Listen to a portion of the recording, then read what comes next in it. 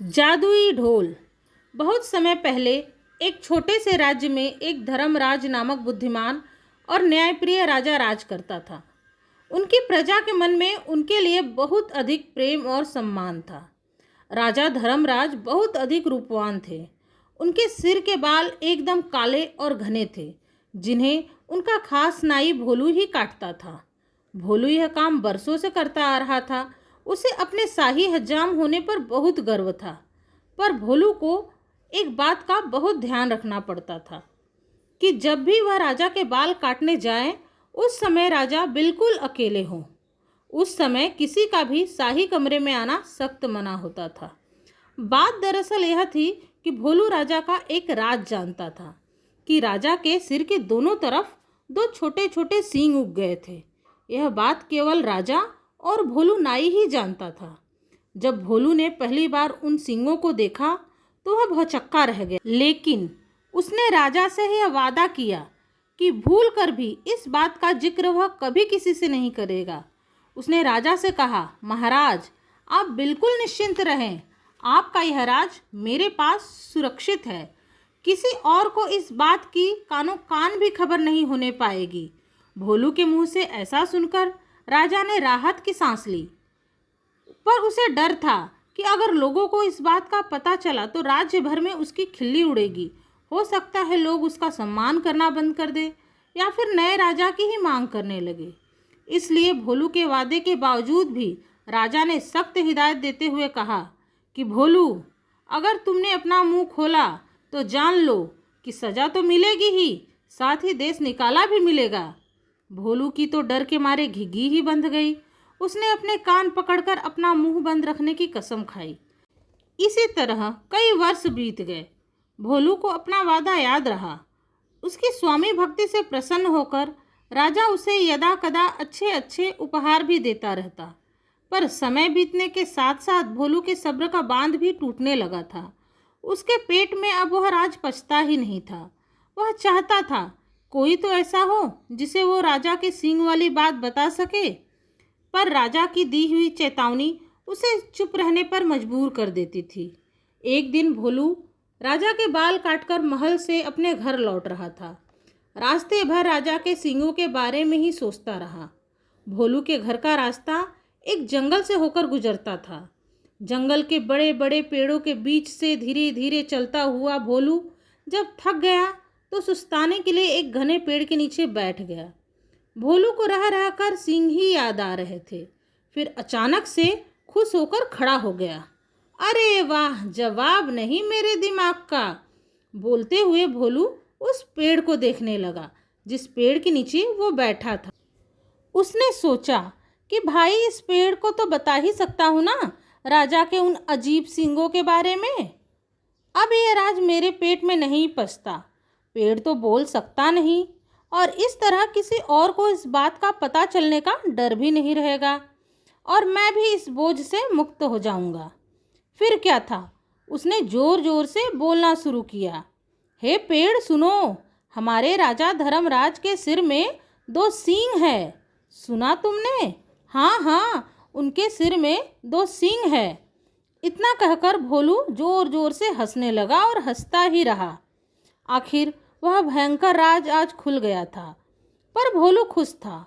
उसका पेट जो हल्का हो गया, उसके बाद वह आराम से अपने घर पहुंच गया। अगले दिन एक लकड़हारा उसी जंगल में गया और उसी पेड़ के पास जाकर रुक गया। इस पेड़ की लकड़ी तो बहुत शानदार है, इसका तो बड़ा अच्छा ढोल बनेगा, ऐसा वह सोचने लगा। फिर क्या, उसने उस पेड़ से लकड़ी काटी, उस लकड़ी को एक ढोल बनाने वाले को बेच दी। ढोल बनाने वाले ने उस लकड़ी से बहुत ही सुंदर ढोल बनाकर तैयार कर दिया।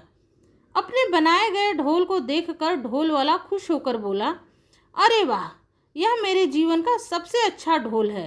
कल बाजार जाकर इसे अच्छे दाम पर बेचूंगा।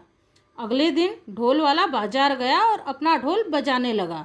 ढोल बहुत ही मधुर बज रहा था। ढोल बजाने वाला ढोल बजाते हुए चिल्ला कर बोला, कोई है जो इस शानदार ढोल को खरीदेगा? धीरे धीरे उसके पास भीड़ जमा हो गई। लोग खामोश होकर ढोल की मधुर आवाज़ सुनने लगे और तारीफ करने लगे। वाह भाई, क्या कहने इस ढोल के, इसकी आवाज़ कितनी मीठी है। तारीफ सुनकर ढोल वाला और जोर जोर से ढोल पीटने लगा। तभी उस ढोल से दूसरी अजीब आवाज़ आने लगी, ढम ढम ढम। आज तुम्हें एक राज बताने वाला हूँ। हमारे राजा धर्मराज के सिर पर 2 सींग हैं। हाँ हाँ, उनके सिर पर 2 सींग हैं। फिर जोर जोर से हंसने की आवाज़ें आने लगी। वहाँ खड़े लोग हैरान हो गए। उन्हें अपने कानों पर विश्वास ही नहीं हो रहा था कि उन्होंने अभी अभी क्या सुन लिया। ढोल वाले ने फिर से ढोल पीटना शुरू किया। फिर से वही आवाज़ निकली। वह भी बहुत हैरान हुआ, आखिर यह ढोल ये सब कैसे बोलने लगा। देखते ही देखते यह खबर पूरे राज्य में फैल गई। कोई हंसता तो कोई मजाक उड़ाता, कोई ताने देता, हमारे राजा के सिर में 2 सींग, हमारे राजा के सिर में 2 सींग। लोग तो जैसे गाना गाने लगे थे। जब राजा ने सुना तो बहुत दुखी हुआ, नाराज भी।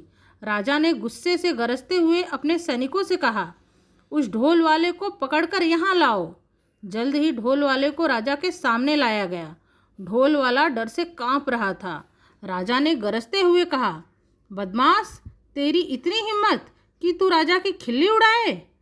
ढोल वाला डर गया और राजा के पैर पकड़कर गिड़गिड़ाने लगा, महाराज, मैंने तो बस एक लकड़हारे से कुछ लकड़ियां खरीदकर यह ढोल बनाया है। मुझे नहीं पता यह ढोल ऐसी बेहुदा बातें कैसे बोल रहा है। मुझे क्षमा कर दे महाराज। फिर राजा ने लकड़हारे को बुलवाया और उससे पूछा, जो लकड़ी तुमने ढोल वाले को बेची वो तुम्हें कहाँ मिली, और तुम्हारी लकड़ी से बना यह ढोल बोलता कैसे है।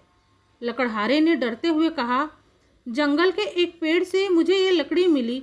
मैं कई वर्षों से लकड़ी काटता और बेचता आया हूँ, पर ऐसा अचंभा पहले कभी न देखा न सुना। अब राजा परेशान कि लकड़ी कैसे बोलने लगी। राजा के दरबारियों के पास भी कोई जवाब नहीं था। राजा ने सोचा, उसके अलावा सिर्फ एक भोलू नाई ही ये राज जानता है। पर भोलू तो बड़ा वफादार है, इतने सालों से अपने मुंह पर ताला लगाए रखा है। नहीं नहीं, भोलू ऐसा नहीं कर सकता। फिर भी एक बार भोलू को बुलाया ही जाए। उसने अपने सैनिक को आदेश दिया कि जल्दी से भोलू नाई को पेश किया जाए। भोलू नाई आया, ऊपर से नीचे तक डर से कांपता हुआ। राजा ने कहा, भोलू, एक तुम ही हो जिसे मेरा यह राज पता था। तुमने और किसे बताया? जल्दी से सच बोलो वरना सजा पाओगे। भोलू डर से हकलाने लगा, महाराज, आप तो जानते ही हैं कि मैंने कितने वर्षों से अपना मुंह बंद रखा है, पर मेरे लिए यह बात छुपानी अब मुश्किल हो रही थी। मैं चाहता था कोई तो हो जिसे यह राज बता सकूं। एक दिन जब महल से आपके बाल काटकर जंगल के रास्ते अपने घर लौट रहा था और बार बार आपके सींगों के बारे में ही सोच रहा था कि काश मैं उनके बारे में किसी से बात कर पाता, तभी मेरे दिमाग में एक बात आई और मैंने उस पेड़ को आपके सींगों के बारे में बता दिया। सोचा कि एक पेड़ को बताने से क्या नुकसान। क्या मालूम था महाराज कि इसकी लकड़ी ही बोल पड़ेगी। राजा धर्मराज बुद्धिमान राजा थे। वह समझ गए कि वह एक जादुई पेड़ था जो सुन बोल सकता है। इसीलिए उसकी लकड़ी से बने ढोल को जैसे ही पीटा गया वह बोलने लगी और वही शब्द दोहराने लगी जो उसने भोलू नाई से सुनी थी। अब उस जादुई ढोल की उलझन सुलझाने के बाद जब राजा ने भोलू, लकड़हारे, ढोल वाले की तरफ देखा तो तीनों ही अपनी सजा का आदेश सुनने के लिए सिर झुकाए खड़े थे। राजा धर्मराज बुद्धिमान ही नहीं, न्यायप्रिय भी थे। उन्होंने उन तीनों को क्षमा कर दिया क्योंकि वह जानते थे कि ढोल के जादुई होने में उन तीनों का कोई दोष नहीं था। वो तीनों खुश हो गए और राजा को धन्यवाद कहकर अपने अपने घर लौट गए।